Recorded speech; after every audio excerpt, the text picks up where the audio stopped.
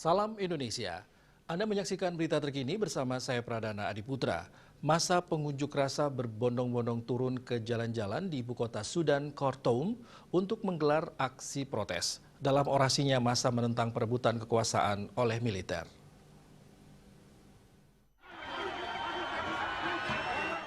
Militer Sudan merebut kekuasaan dalam kudeta pada tanggal 25 Oktober dengan seorang jenderal tinggi menyatakan keadaan darurat nasional dan mengumumkan berakhirnya Dewan Sipil Militer bersama yang menjalankan negara tersebut selama 2 tahun terakhir.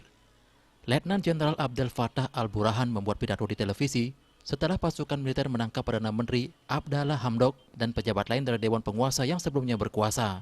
Sang jenderal mengatakan dia membubarkan dewan tersebut dan pemerintah karena pertikaian politik yang mengancam keamanan negara dan mengumumkan bahwa pemerintahan teknokrat baru akan segera ditunjuk. Wartawan Michel Aidid yang berada di ibu kota Sudan mengatakan kepada VOA, ribuan pengunjuk rasa membanjiri jalan-jalan Khartoum menyusul laporan penangkapan Hamdok.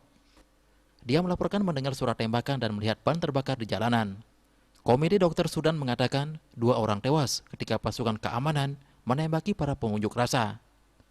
Aidid mengatakan sebagian besar telekomunikasi di Khartoum telah ditutup, termasuk internet dan stasiun radio.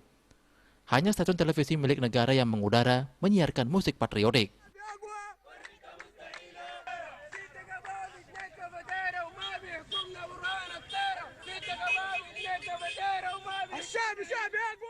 Peristiwa-peristiwa tersebut merupakan perubahan tajam dari apa yang diharapkan banyak orang sebagai transisi menuju pemerintahan demokratis yang dipimpin sipil di Sudan, di mana mantan Presiden Omar al-Bashir memerintah dengan tangan besi selama 30 tahun pemerintahan yang berakhir dengan penggulingannya oleh militer pada April 2019. Pemirsa, untuk mencegah penyebaran COVID-19, ingat pesan Ibu selalu terapkan 3M, wajib memakai masker, wajib mencuci tangan, dan wajib menjaga jarak, serta wajib menghindari kerumunan. Dengan penerapan perilaku 3M, Indonesia segera terbebas virus corona menuju Indonesia maju. Update terus informasi Anda dengan subscribe dan like YouTube channel Bali TV @newsbalitv. Tetaplah bersama Bali TV. Salam Indonesia.